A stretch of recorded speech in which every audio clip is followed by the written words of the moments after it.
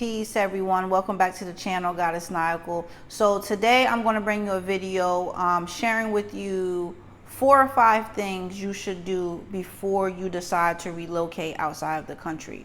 Okay, I've been in Merida, Mexico for a few weeks, but these things that I'm going to share with you applies to wherever you want to go, especially leaving to go outside the country. Going to another state and another town can be uncomfortable as well, and adapting to that. But going to another country is something that's a little bit more in depth and something that you have to really take in consideration, especially when moving. Okay, so the first thing is ask yourself why you're really leaving. Write down 5 or 10 things on a piece of paper that you can read back to yourself of why you're leaving to this other country. Why am I relocating and moving to this other country? I don't want people to base their decision on what YouTube shows you, what other people show you, because everybody's lifestyle is different, everybody's finances, and also everyone's way of adapting to being out their comfort zone and being somewhere new, especially like outside the country. Everyone adapts to that different. Okay, it doesn't matter how beautiful it is or what we show you on TV, you know, as far as YouTube or just following someone. It's great to get ideals, it's great to get information, but ask yourself, why am I leaving to go there? And write down 5 or 10 things so you can look at it and analyze it and say, okay, is this enough for me to relocate and go outside the country? All right. The second thing is do your own research when it comes to housing, your personal needs, your children, if you're going to put them in school. Because again, when we watch things on YouTube, and I watch YouTube all the time, you know, sometimes people will show the good side. Sometimes people will show what works for them. Might not work for you. All right. So definitely do your own research, housing, personal needs, kids, your finances. A lot of people, obviously, when they leave outside the country, they struggle a bit with making money online. So even take that in consideration. How long do I have before I might have to head back if I'm not able to make money online? Okay. And the third thing, it says, be prepared for things to go opposite of what you plan. So you might go somewhere based on your own information or someone else's, and things are totally opposite. Always have a plan B or C. And on top of it, make sure before you make this move that you are mentally prepared. Okay, financially prepared is great. You can pay for your hotel, your Airbnb, your apartment, or whatever you find. But be prepared mentally, because even if you are prepared financially, things can change. You go to another country, and even though it's what you've seen on TV, it might not be what you can adapt to. You might leave with your family, and there might be someone in the family that can't adapt to this change. So definitely be prepared mentally, because things will not go as planned. So you have to be prepared for that, regardless what your financial state is, how many people you know, and how situated you truly feel. The last thing is decide how long you want to stay. A lot of people come here and they just want to stay like the 180 days, and then they realize they want to stay longer. Now they're dealing with, okay, how do I get the visa to stay longer? How do I get an extension? All right, so think about these things before you leave. Even if you say you're just going for 6 months, think about the possibility, if I do want to stay longer than 6 months, what are my possibilities? Do I have enough to fly back over to take care of business back at home, to go to the, what they call the consul, where you go and do the information for the temporary residency, wherever you might be at. So do this information. You can go online and watch other people on YouTube. But like I said, everyone is different. The recommendations are always changing. Me and my husband were actually invited here on a work visa. Again, that takes time and money, because you know you have to pay for these different services. Okay, so definitely just do your research. I don't want anyone to get caught up in the hype of where everyone is going, and it's beautiful, and look at what I have, I'm only paying this amount for rent, and I'm only doing this and that, and then you come and it's not the same, and now you're disappointed. You might come and thrive and be even better, but just be prepared and really do thorough research. Talk to people. If you're going to reach out to people, make sure, this is a key point that I didn't write down, make sure when you're talking to people, if they're just telling you the upside and everything that's going great, that's fine. But me personally, I want to know what has been your downfalls, because we all have our downfalls. What are some things you don't like? Because the reason why I want to ask someone that, because I want to know how real you're going to be with me. Don't just show me these fancy restaurants and these beautiful beaches and your cheap rent. Show me and tell me what you encountered that wasn't so pleasant. Because if you tell me that, then I know that you're being real and you're a real person to tell me the good and the bad. Because a real person is going to tell you the good and the bad. Someone trying to sell you something is only going to tell you the good so you can have a consultation with them because they want whatever reason. I just don't want anybody to get caught up in someone else's hype and then you come here and it's like, oh my God, it's not what I expected. All right. Things to do when you get here, meaning to your new place of living, whatever country you decide to, is be prepared mentally. I just talked about that. Another thing is network with people, groups, etc. Be careful though. Just because you go to a place and let's say there's not many people of color or there's not many people that are into what you're into, you might find a group and it's like, oh wow, this group is into what I'm into or they look like me.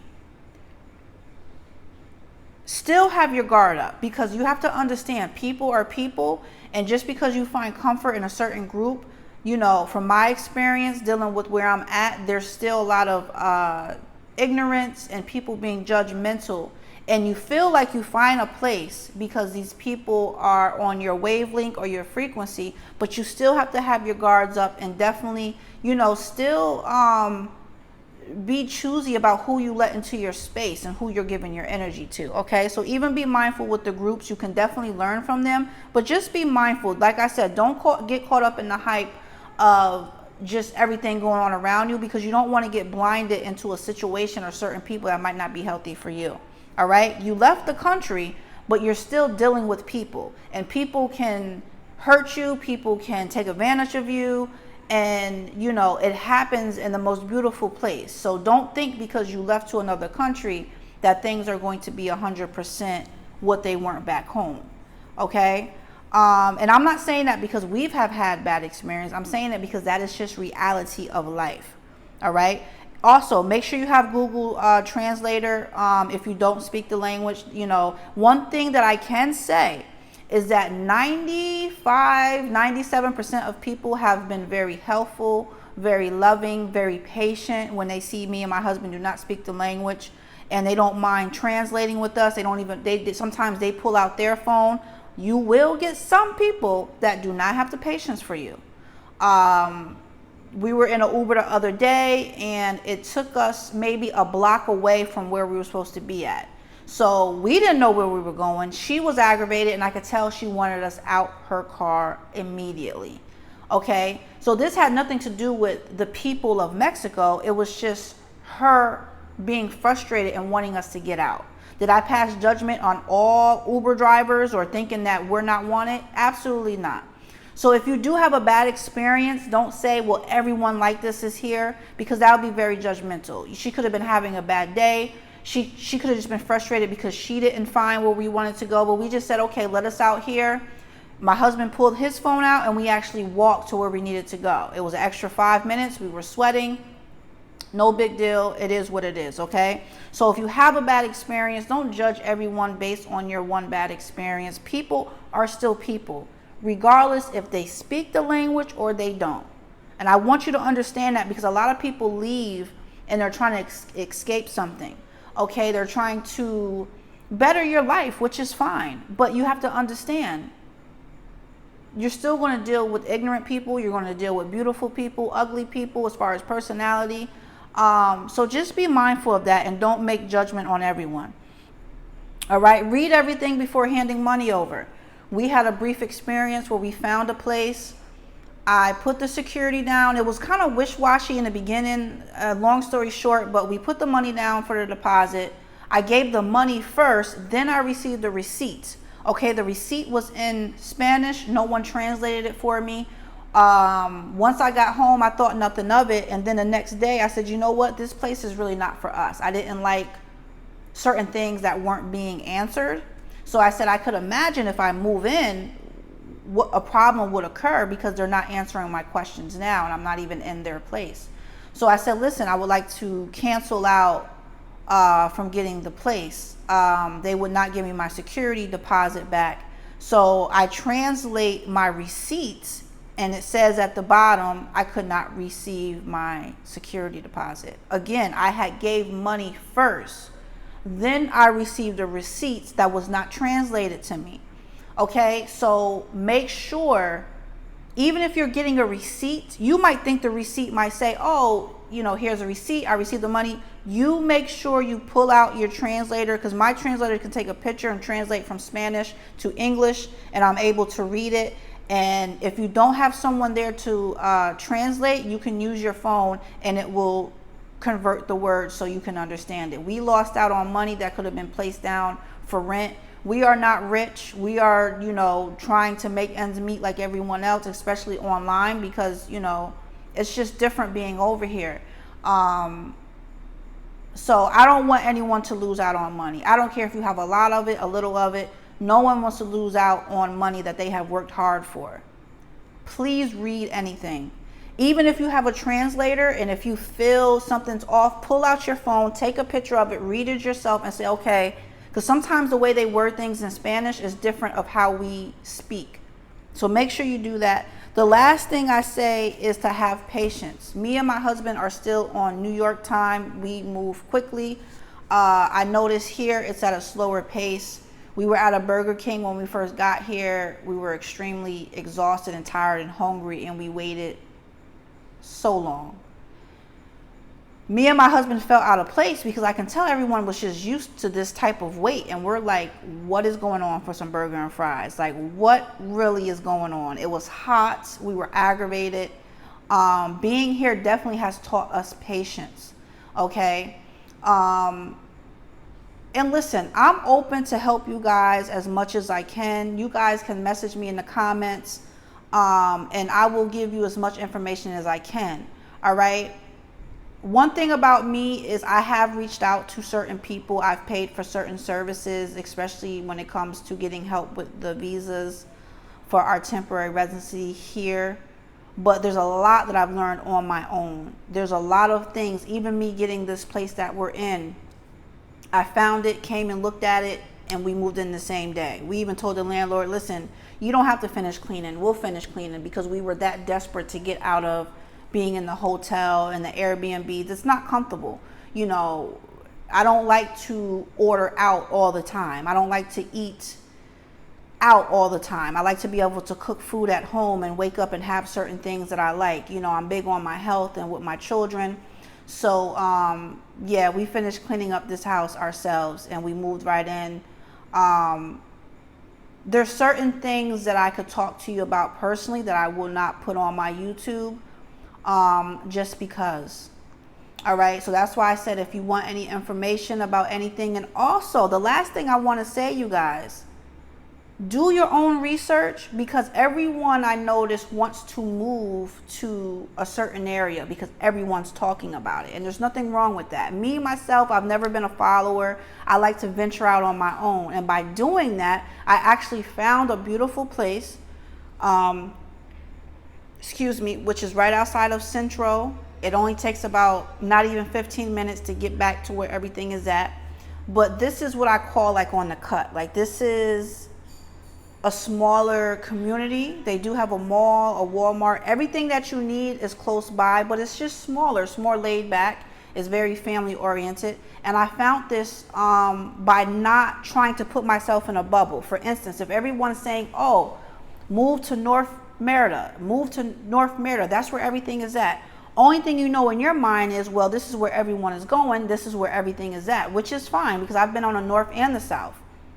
But there's so many other places you can move to. And sometimes when you come a little bit on the outskirts, you start to get a more laid back and quiet environment. And also you might get more for your money. Okay, these people understand that we're coming here.